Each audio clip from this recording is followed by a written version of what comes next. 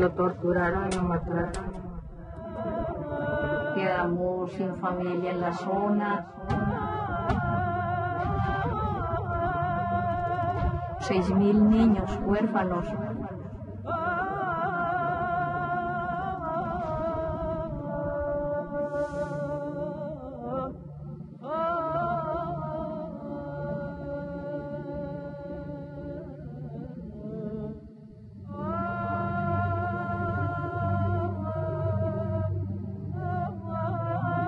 Nunca más.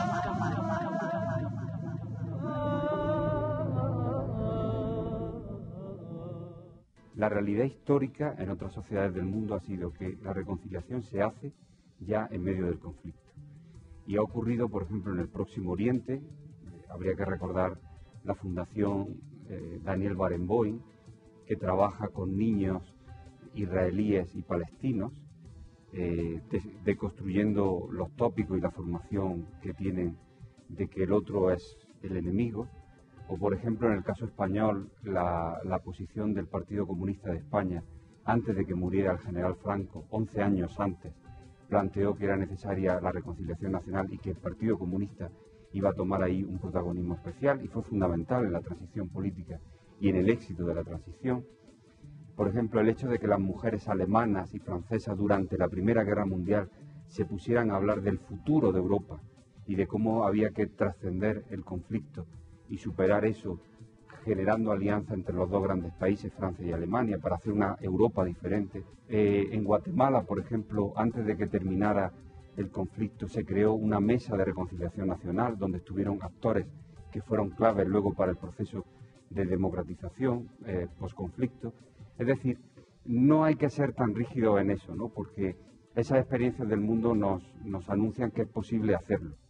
Hay un tema que, por espinoso que sea, tarde o temprano los colombianos tendremos que abordarlo, así como lo hicieron las sociedades que tuvieron que hacerle frente a los rigores de un conflicto armado. Es el tema de la reconciliación. Es un tema difícil, especialmente para las víctimas, que, sin embargo, en un gesto de generosidad, han tomado la iniciativa de reflexionar sobre el tema y de dar los primeros pasos en un recorrido que será indispensable para el país. Hoy, en Nunca Más, la reconciliación, el camino hacia el futuro. Hemos conocido varias experiencias, por citar solo algunas. Por ejemplo, está la comunidad de Puerto Berrío, en el Magdalena Medio antioqueño. Parte de un concepto de reconciliación que nos ha llamado mucho la atención es la reconciliación entre la misma comunidad y entre ellos su fortalecimiento como víctimas. Y ellas mismas dicen, a pesar de su dolor, a pesar de sus dramas, cómo ellos surgen de las cenizas y se organizan, y en este momento están totalmente empoderados.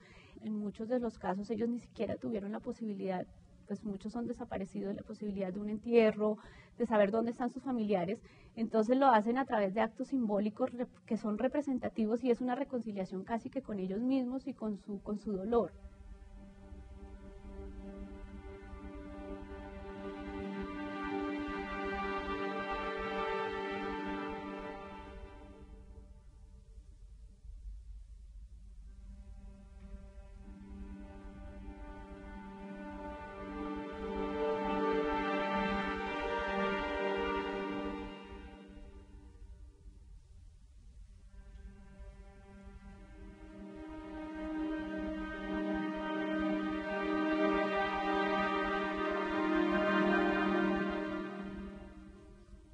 Acá es uno de los pabellones del cementerio, es el pabellón que llamamos pabellón de caridad, donde usualmente tenemos todos los más pobres y todos los que vienen como NN.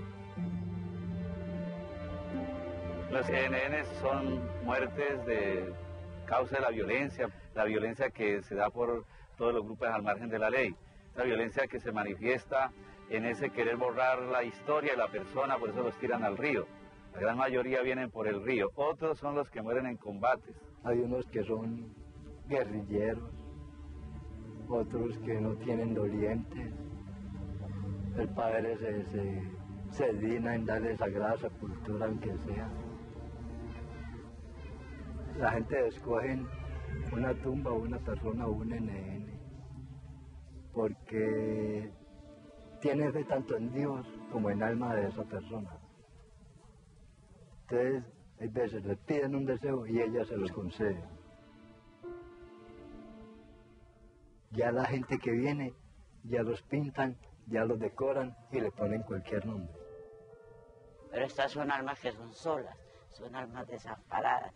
Entonces uno se acuerda de ella, les manda misitas, viene y les pone florecitas.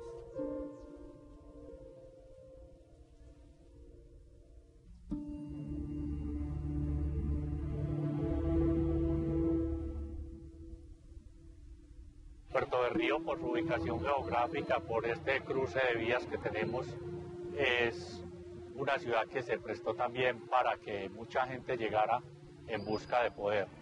Fue así como fueron llegando inicialmente las fuerzas ilegales, como fue la guerrilla del Ejército de Liberación Nacional y también las FARC, que hicieron presencia en nuestro municipio y en el Magdalena Medio, especialmente en la década de los 70. Posteriormente, como respuesta a esta presencia guerrillera, fue apareciendo el MAS. Que eran supuestamente muertes a secuestradores. Como un modo de controlar estas fuerzas que estaban prácticamente asfixiando al Magdalena Medio, y posteriormente fueron apareciendo los grupos ya denominados paramilitares. Para cuidar los finqueros, sus ganados y sus bienes en el monte. Y posteriormente fue apareciendo también el narcotráfico.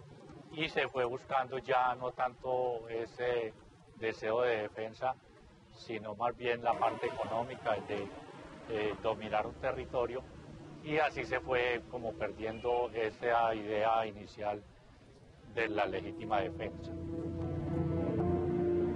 En esta lucha por el territorio pues fue apareciendo ya la violencia física, los asesinatos, las desapariciones. Cada año ocurría un asesinato en mi familia o una desaparición.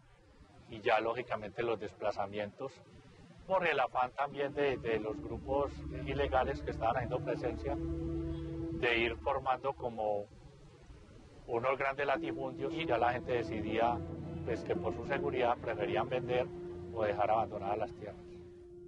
Debido a la muerte de mi madre me tocó irme de Puerto Berrío por espacio de 17 años. La población civil siempre ha sido la que estaba ahí en el medio como de los dos fuegos. Y no solo por ese lado del paramilitarismo, sino guerrilla también. Siempre está considerada que si no está conmigo, está con el otro. La violencia me ha quitado mucha familia. La muerte de mis padres y de hermanos, y fuera de tíos, primos, de exterminio por completo a familias enteras, a casos aislados también. Pues unas veces decían que era porque era colaborador de la guerrilla, o porque vendía drogas, o porque era un ladrón. Bueno, con ese fin estaban, es que terminando con lo malo, y al fin se les salió todas las manos, y era como poner una cuota de muertos, fuera quien fuera, malos o buenos, o gente del común, gente de la sociedad del común. Quisieron acabar con todo el mundo. Grupos de extinción que iban y hacían masacres a la orilla del río, o los traían de otra parte y los masacraban a la orilla del río, porque como el río es un testigo mudo, que él no habla, no dice nada, y todo lo que le arrojen él lo arrastra. Entonces unos los descuartizaban, otros los tiraban enteros, así tal conforme iban, pero al río iban a dar, y por aquí bajaban, unos se los comían los gallinazos por ahí en las palizadas, otros se pudrieron en las playas.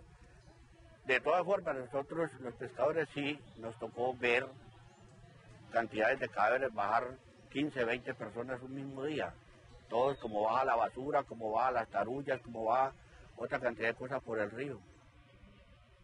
Entonces eso de todas formas psicológicamente eso lo afecta a uno.